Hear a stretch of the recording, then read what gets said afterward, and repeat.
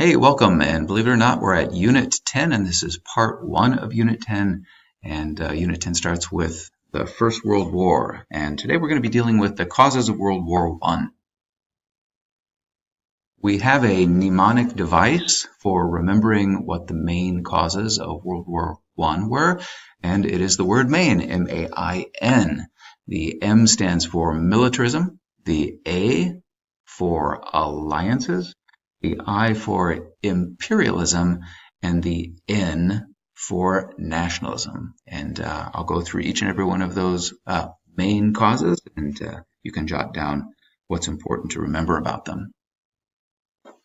First and foremost, we have militarism, and militarism is all about the armed forces and feeling like the armed forces are extremely important to a country, glorifying a country's military, keeping a very large army and very large navy, later, of course, a very large air force as well. Keeping him up with a large number of soldiers and keeping the army prepared for war.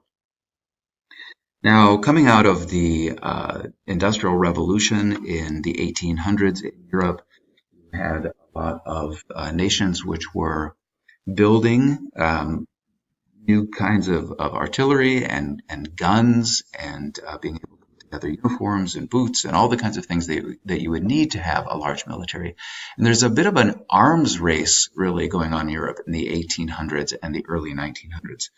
One of the more famous examples of this is a naval race, or a competition to build a new series of battleships between Germany and Britain at this point.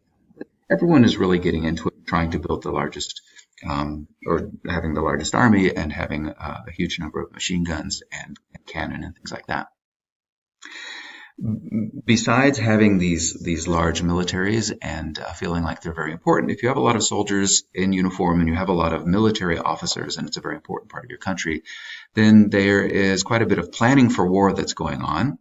And this planning for war then makes war much more likely, unfortunately. The A in main is for alliances, and alliances are groups of countries that get together and promise to protect each other in times of war or side with one another over various kinds of diplomatic disputes. And so what we have by 1914 is a very fragile balance of power. Basically, we have two groups of alliances, and they came together for various reasons. But basically, these two groups of alliances, we had the Triple Alliance of Germany and Austria-Hungary and Italy, the yellow countries there on the map.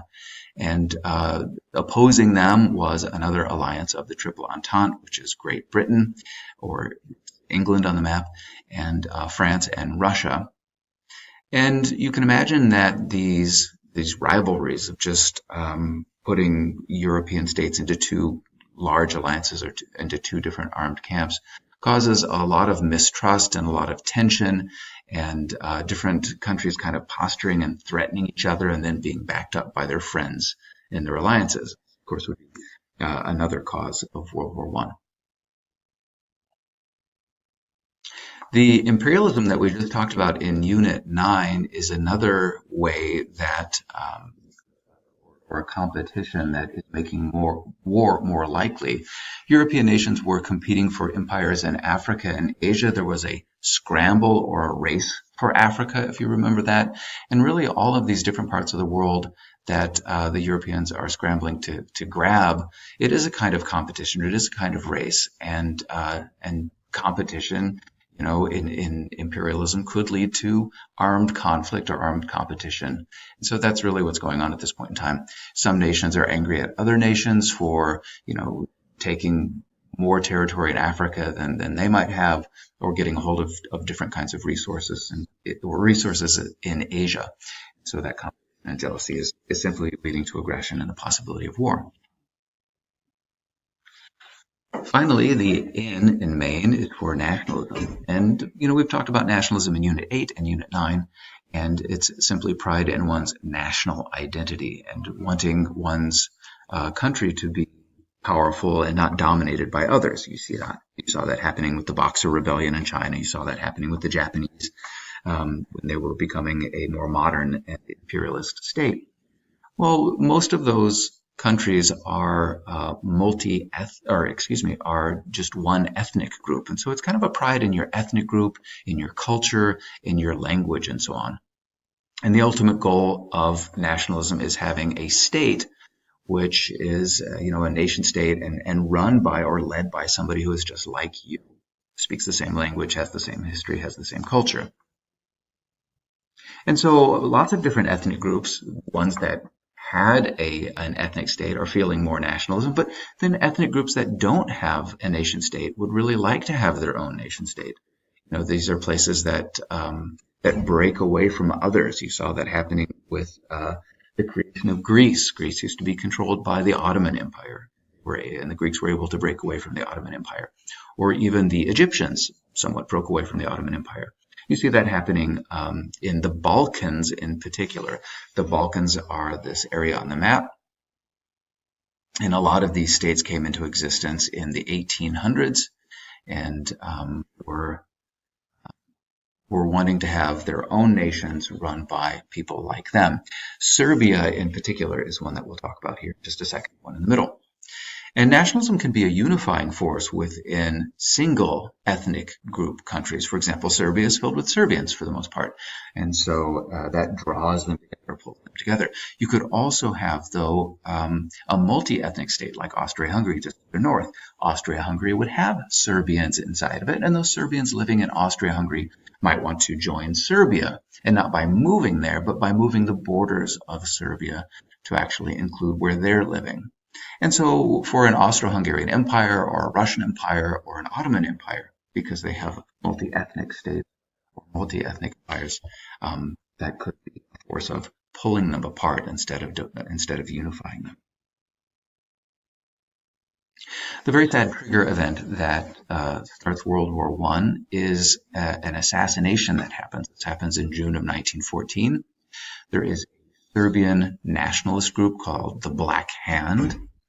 And what the Black Hand did was assassinate Archduke Franz Ferdinand and his wife in Sarajevo, which is a part of Austria-Hungary that was populated by a lot of Serbian people. And Franz Ferdinand and his wife were driving around in an open car, kind of showing the Austro-Hungarian flag.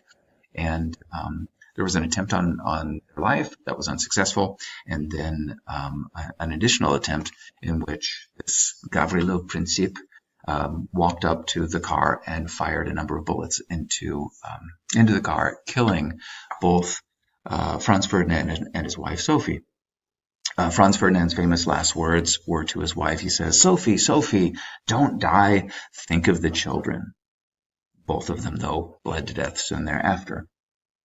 Now, this is an assassination by a Serbian nationalist group, trying to basically strike back at the Austrian Serbian people. And so the Austro-Hungarian Empire then declared war on Serbia because the Serbian state had supported these terrorists or this national group that had just assassinated the guy who was going to be the head of the Austro-Hungarian Empire.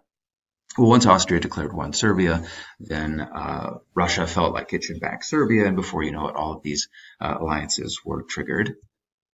And that's, the reason why we have a war between the Austro-Hungarian Empire and Serbia turning into basically a war of Central Powers, which would be Germany, Austria-Hungary, and eventually in 1914, the Ottoman Empire, and opposed by Russia and France and Great Britain. Italy decided to join the Allied powers in 1915, and the United States joins the Allied powers in 1917.